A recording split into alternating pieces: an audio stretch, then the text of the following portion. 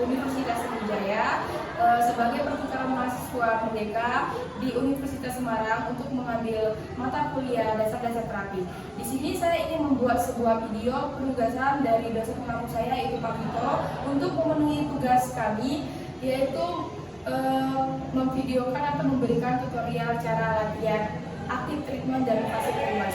Jadi sedikit saya jelaskan, untuk active treatment itu yaitu latihan yang dilakukan secara sendiri oleh klien atau pasien atau orang tersebut yang melakukan cedera ataupun stroke ringan ataupun gangguan keterbatasan gerak tubuhnya. Nah, untuk passive treatment itu yang dilakukan atau yang dibantu oleh ketenagaan medis atau perawat. Nah, jadi langsung saja lihat video yang akan saya tayangkan. Segera.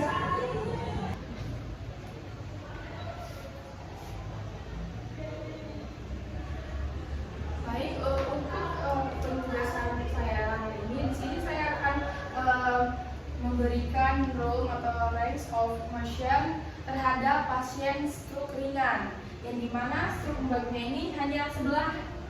Sebaiknya apakah bisa, Mbak, bergerak dengan benar? Nah, baik. Di sini saya akan langsung lihat, kita cek sebatas mana kemampuan bagian tubuh mbaknya yang terkena stroke ringan. Di sini kebetulan untuk stroke ringannya terjadi di sebelah kanannya. Bawa ke kaki. Oke, ternyata untuk sebelah kirinya memang masih berfungsi dengan sangat baik. Sedangkan yang terkena stroke ringannya itu adalah sebelah kanan, yang dimana saraf otot dan sendinya itu berfungsi kurang baik. Jadi coba saya akan cek seberapa kuat tenaga sakit. Nah, jadi di sini kan yang terjadi stroke ringan itu di bagian sebelah kanan, maka dari itu kita akan melakukan treatment pasif dan aktif. Untuk pertama-tama saya akan melakukan treatment pasif, yaitu bantuan dari saya sendiri. Nah, yang dapat kita lakukan untuk melatih fleksibilitas otot dan gerakan tangannya, saraf. Jadi kita bisa melakukan fleksi seperti ini secara perlahan-lahan, kita bantu. Oke, tahan sedikit, lalu kita turunkan ekstensi. Oke. Kemudian dapat juga kita melakukan gerakan abduksi, yang dimana gerakan itu adalah kita bawa ke samping kaki dengan cara pelan-pelan, sangat pelan ya.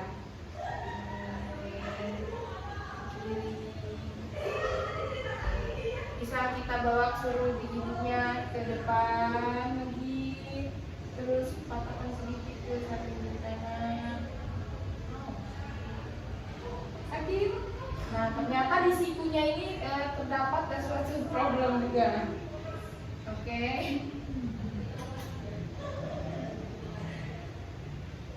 Nah, jadi untuk gerakan itu tadi dilakukan secara berulang-ulang, minimal dalam satu hari itu 2 kali latihan yang dengan waktunya kurang lebih dari 15 sampai 30 menit. Itu untuk bahu. Sekarang karena sikunya juga terpengaruh atau terkena stroke ringan, maka kita cek sikunya dengan melakukan fleksi. Oke, secara perlahan kita tekuk. Kemudian kita buka lagi seperti ini. Kita tekuk lagi dengan cara perlahan. Kita buka lagi. Dilakukan juga dengan cara berulang-ulang. Nah, kemudian setelah kita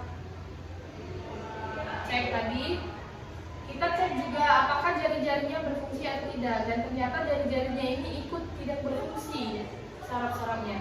Maka dari itu kita lakukan cek balik. Maaf ya Bu, dibalik. Jari-jarinya kita luruskan. Sakit Bu? Oke. Kita lakukan seperti ini dengan bantuan tangan kita. Kita angkat fleksi. Kita pegang pergelangannya, jari-jarinya kita dorong secara perlahan. Terus kita tekuk. Ini, oke. Dilakukan ulang juga. Oke. Nah, kemudian kita cek oppositionnya atau ini jari-jarinya apakah berpisah berdekatan atau tidak, seperti ini. Jari telunjuk dan jempol disatukan, bisa, ini bisa. Kita latih juga, karena ini kan kaku. Jadi harus kita latih agar jari-jarinya tidak kaku. Jadi ini Bu, nanti kalau di rumah dilatih seperti ini agar jari-jari Ibu tidak kaku. Kemudian ini kan tidak bisa menggenggam. Kita bantu dengan dorongan tangan kita, jari-jari tangan kita untuk dia bisa menggenggam. Oke, kita dorong, kita diamkan selama beberapa detik, kurang lebih 15. Nanti kita buka lagi seperti ini. Kita ulangi lagi, kita dorong, kita bantu menggenggam agar dia bisa seperti ini. Nah, sesudahnya itu kita juga melakukan latihan terhadap ibu jari, karena fungsinya ibu jari ini sangat besar.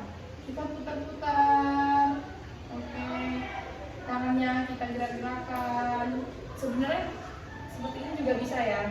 Kita gerakan satu-satu, kita lengkapkan agar dia lentur, tidak kaku, fleksi, dan fungsi gerak tubuhnya kembali. Oke.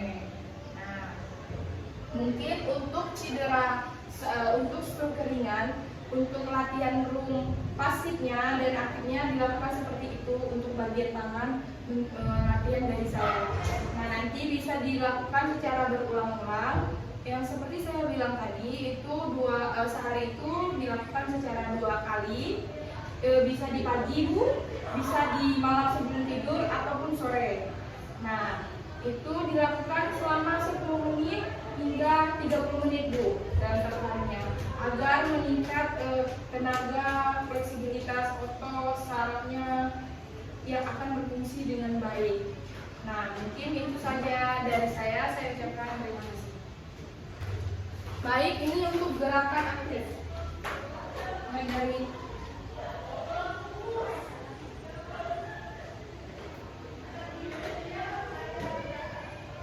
ini bisa dibantu dengan cara silakan dibantu dengan tangan sendiri.